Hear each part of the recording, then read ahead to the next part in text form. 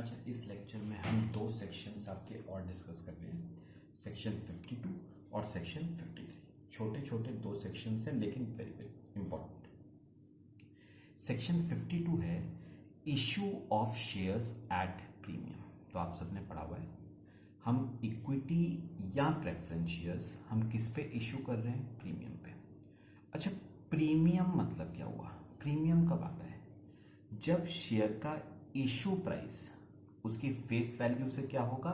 ज्यादा। मतलब 10 रुपए फेस वैल्यू का शेयर 12 रुपए का इशू हो रहा है, तो जो डिफरेंस है 2 रुपए का, उसे हम क्या नाम देते हैं? प्रीमियम। अच्छा, ये प्रीमियम कहां पर जाता है? एक special account known as securities premium account में ये क्या हो जाएगा? ट्रांसफर। अब देखो उन्होंने सेक्शन 52 में इसके लिए क्या कहा है। उसने कहा है no provision is required in articles to issue shares at premium. मतलब शेयर्स को प्रीमियम पे इशू करने के लिए आपको कोई specific provision articles of association में रिक्वायर्ड नहीं है। दूसरी बात, companies act also does not provide any restrictions और conditions regarding issue of shares and premium. यानी कंपनीज एक्ट में भी कोई रिस्ट्रिक्शंस नहीं है, कोई शर्तें नहीं है, subject to which shares will be issued at premium. मतलब आप प्रीमियम पे शेयर्स फ्रीली इशू कर सकते हो, ना आर्टिकल्स में कोई प्रोविजन चाहिए, ना कंपनीज एक्ट 2013 आपको कोई रिस्ट्रिक्शंस कंडीशन स्पेसिफाई करता है। फिर थर्ड पॉइंट तो मैंने बता दिया, जो प्रीमियम का अमाउंट है वो कौन से अकाउंट में ट्रांसफर होगा? सिक्योरिटीज प्रीमियम अकाउंट में प्रीमियम का अमाउंट क्या किया जाएगा? ट्रांसफर।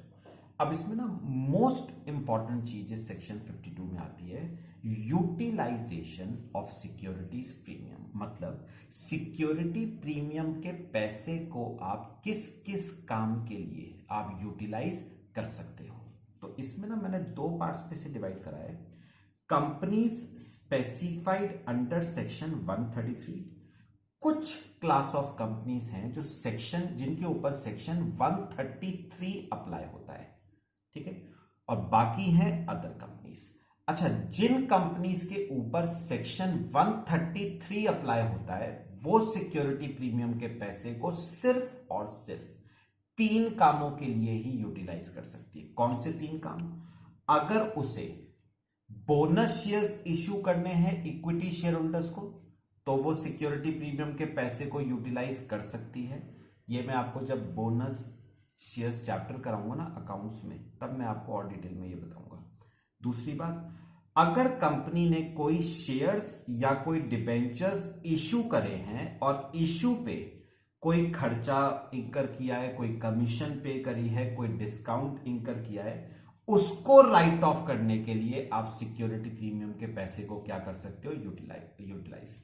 तो कंपनी ने अगर कोई शेयर्स या कोई डिबेंचर्स इशू करे हैं और शेयर्स और डिबेंचर इशू करने पे कोई खर्चा इंकर करा है या कोई कमीशन पे करी है, या हो सकता है डिबेंचर्स इशू करे हो एट डिस्काउंट। याद रखना, शेयर्स तो डिस्काउंट पे नहीं इशू हो सकते। हाँ, डिबेंचर्स किस पे इशू हो सकते हैं? डिस्काउंट पे इशू हो सकते हैं। तो मुझे बताओ, अगर कंपनी ने कोई शेयर्स इशू करे हैं या कोई डिबेंचर्स इशू करे हैं और खर्चा इंकर करा है, कोई कमीशन पे करी है, डिस्काउंट पे इशू करे हैं, तो इनको राइट ऑफ करने के लिए आप सिक्योरिटी प्रीमियम के पैसे को यूटिलाइज कर सकते हो। या फिर अगर कंपनी अपने शेयर्स को क्या करना चाहती है? बायबैक अंडर सेक्शन 68, ये भी हम पढ़ेंगे सेक्शन 68। बायबैक का मतलब क्या हुआ? कंपनी अपने शेयर्स वापस खरीदना चाहती है। मतलब सुनो, मैंने कंपनी से शेयर खरीदे थे, अब कंपनी मुझसे अपने वो शेयर बाय बैक करना चाहती है, मतलब वापस खरीदना चाहती है। तो उस पर्पस के लिए आप सिक्योरिटी प्रीमियम को यूटिलाइज कर सकते हो। याद रखना, 3 कामों के लिए कर सकती है company specified under section 133। Bonus shares के लिए, अगर आपने शेयर्स डिबेंचर्स इशू करे हैं, उस पे कोई खर्चा इंकर करा है, कमीशन पे करिए, डिस्काउंट पे इशू करें, उसको राइट ऑफ करने के लिए, या अपने शेयर्स को बाय बैक करने के लिए। अच्छा, जो बाकी कंपनीज है, बाकी मतलब जो सेक्शन 133 में फॉल नहीं करती हैं, वो सिक्योरिटी प्रीमियम के पैसे को 5 कामों के लिए यूटिलाइज कर सकती है। 5 कौन कौन से हैं सर? 3 तो वही हैं जो हमने अभी करे, बोनस के लिए, बायबैक के लिए और एक्सपेंसेस कमीशन डिस्काउंट को राइट ऑफ करने के लिए। दो और हैं, कौन से दो? प्रिलिमिनरी एक्सपेंसेस को राइट ऑफ करने के लिए, और अगर आपने प्रेफरेंस शेयर्स या डिबेंचर्स इशू करे हैं, रिडीम कर रहे हो, सॉरी, अगर आप प्रेफरेंस शेयर्स या डिबेंचर्स रिडीम कर रहे हो एट प्रीमियम, तो उस प्रीमियम को राइट ऑफ करने के लिए आप सिक्योरिटी प्रीमियम के पैसे को यूटिलाइज कर सकते हो। ये भी ट्रीटमेंट मैं आपको करवाऊंगा आपके कोर्स में, अकाउंट्स में एक चैप्टर है redemption of preference shares and redemption of debentures, तो ये वाला पॉइंट हम उसमें कवर करेंगे। याद रखोगे आप? फिलहाल मेरे को एक बार दोबारा बता दो, सिक्योरिटी प्रीमियम किस किस काम के लिए यूटिलाइज हो सकता है? जो कंपनी सेक्शन 133 में फॉल करती हैं वो तो 3 कामों के लिए कर सकती है, और जो बाकी कंपनीज हैं वो 5 कामों के लिए कर सकती हैं। जो सेक्शन 133 में फॉल करती है 3 कामों के लिए कर सकती है, कौन कौन से? बोनस के लिए, बायबैक के लिए, expenses commission discount on issue of shares and debentures को राइट ऑफ करने के लिए। और जो बाकी कंपनीज है वो इन तीनों कामों के लिए कर सकती है, प्लस प्रिलिमिनरी एक्सपेंसेस को राइट ऑफ करने के लिए, या प्रेफरेंस शेयर्स और डिबेंचर्स अगर प्रीमियम पे रिडीम होते हैं तो प्रीमियम को राइट ऑफ करने के लिए वो यूटिलाइज कर सकती है। काम आएगा ये वाला पॉइंट आपको, 5th वाला पॉइंट। उस वक्त मैं सेक्शन 52 का रेफरेंस दूंगा आपको। चलो अब पढ़ो, अगला क्या कहता है। अच्छा, अगला पॉइंट आपको कहता है utilisation of premium for any other purpose, मतलब हम सिक्योरिटी प्रीमियम के पैसे को किसी और काम के लिए, किसी और काम मतलब अदर देन दोज जो हमने अभी पढ़े, किसी और काम के लिए यूटिलाइज करना चाहते हैं, क्या कर सकते हैं? कर सकते हैं। लेकिन अगर आप प्रीमियम को किसी और काम के लिए यूटिलाइज करते हो ना, तो उसे माना जाएगा कैपिटल का रिडक्शन, क्योंकि सिक्योरिटी प्रीमियम आपकी इक्विटी शेयर कैपिटल का ही पार्ट होता है। And all provisions of reduction of capital shall apply. तो याद रखना, अगर आप सिक्योरिटी प्रीमियम को किसी और काम के लिए यूटिलाइज करते हो other than those which are specified under section 52, तो that will amount to reduction of capital, क्योंकि security premium ultimately equity share capital का ही पार्ट होता है। और जितने भी प्रोविजंस रिडक्शन ऑफ कैपिटल पे अप्लाई करते हैं ना, वो सारे provisions issue of utilisation of premium पे भी क्या करेंगे? अप्लाई। मैं ये अभी नहीं पढ़ा रहा हूं, रिडक्शन ऑफ कैपिटल का सेक्शन 66 आपको पढ़ाऊंगा, तो उसमें आपको क्लियर होगा कि रिडक्शन ऑफ कैपिटल के लिए कौन कौन से प्रोविजंस अप्लाई करते हैं। तो याद रखना, मैं दोबारा बोल रहा हूं, अगर आप सिक्योरिटी प्रीमियम के पैसे को किसी और काम के लिए यूटिलाइज करते हो other than those which are specified under section 52, तो that will amount to reduction of capital, और जो प्रोविजंस रिडक्शन ऑफ कैपिटल पे अप्लाई करते हैं वही यूटिलाइजेशन ऑफ प्रीमियम पे भी क्या करेंगे? अप्लाई। सेक्शन 66 में हम पढ़ेंगे कि रिडक्शन ऑफ कैपिटल पे कौन कौन से प्रोविजंस अप्लाई करते हैं। यह आपका सेक्शन 52, ठीक है। अच्छा, एक बात मैं इसमें ना लास्ट और बता दूं, और वो पता है क्या है लास्ट बात? इसी सेक्शन में, सेक्शन 52 में लास्ट बात पता है क्या है? मैंने यहां पर कहा है इशू ऑफ शेयर्स। अब वो इशू फॉर कैश हो, या वो issue for consideration, other than cash हो। इसका क्या मतलब हुआ? For consideration other than cash हो सकता है आपने फिक्स्ड असेट्स खरीदे हो और फिक्स्ड असेट्स के बदले आपने क्या इशू कर दी? Equity shares. तो this is known as consideration other than cash. तो ये वाला सेक्शन दोनों ही केसेस पे अप्लाई करेगा, whether issue of shares for cash है या issue of shares for consideration other than cash है, ठीक है।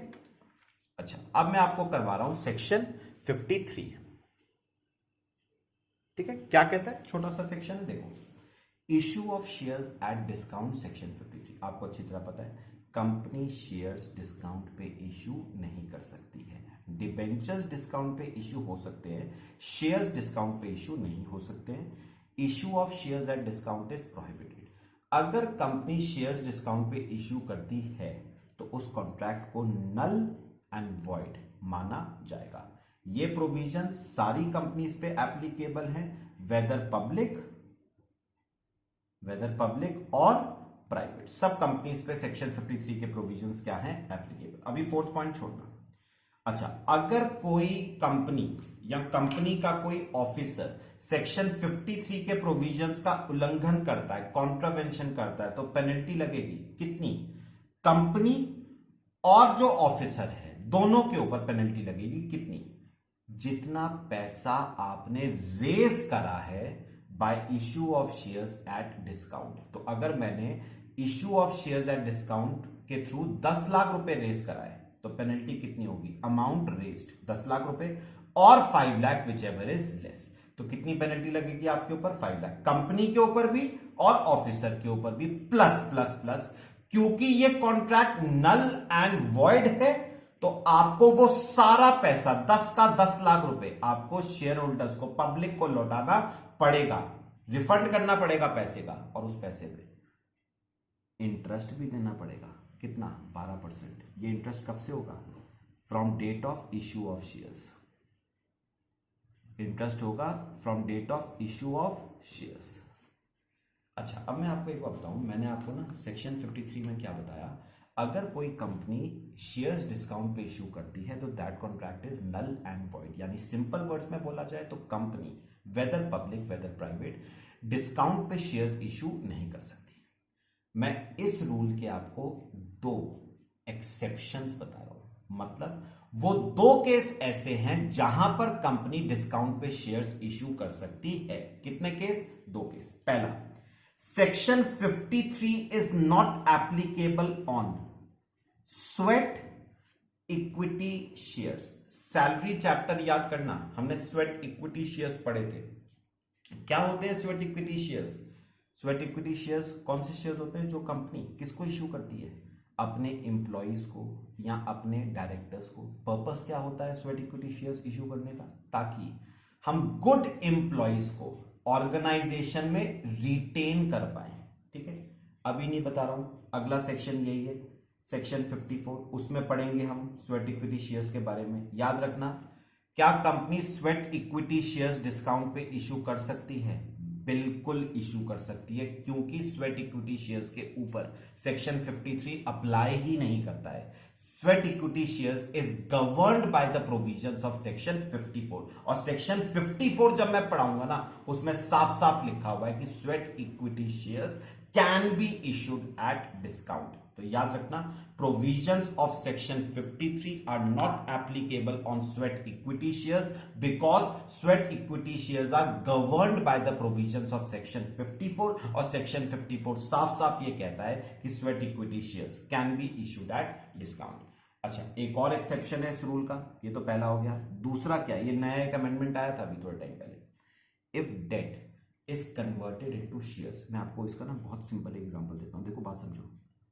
ये कंपनी की ना बैलेंस शीट है, कंपनी की बैलेंस शीट में ना क्रेडिटर स्टैंड कर रहे हैं 4.5 लाख रुपए के, क्रेडिटर स्टैंड कर रहे हैं 4.5 लाख रुपए। ठीक है, अब पता है क्रेडिटर्स कंपनी से पैसा मांग आए कि भैया हमारा 4.5 लाख रुपए हमें लौटाओ। कंपनी कह रही है यार तुम्हें देने के लिए पैसा तो नहीं है हमारे पास, कैश तो नहीं है, एक काम करो हमसे अपने पैसे के बदले शेयर्स ले लो। मतलब बेसिकली हम क्रेडिटर्स से क्या कह रहे हैं कि तुम एक काम करो, तुम अभी तक हमारी कंपनी के क्रेडिटर थे, क्या तुम हमारी कंपनी के शेयर होल्डर बनना पसंद करोगे या नहीं? मतलब हम ये कह रहे हैं कि हम क्रेडिटर्स को, मतलब डेट को हम कन्वर्ट करना चाहते हैं, डेट को हम कन्वर्ट करना चाहते हैं किसमें? शेयर्स में। तो अगर आप क्रेडिटर्स को उनके अमाउंट के बदले शेयर्स इशू करना चाहते हो तो क्या उन्हें डिस्काउंट पे शेयर्स इशू हो सकते हैं या नहीं? बिल्कुल हो सकते हैं। तो मुझे बताओ, अगर मैं क्रेडिटर्स को उनके पैसे के बदले शेयर्स इशू करना चाहूं तो कर सकता हूं या नहीं? बिल्कुल कर सकता हूं। दूसरी बात, क्या डिस्काउंट पे इशू कर सकता हूं या नहीं? कर सकता हूं।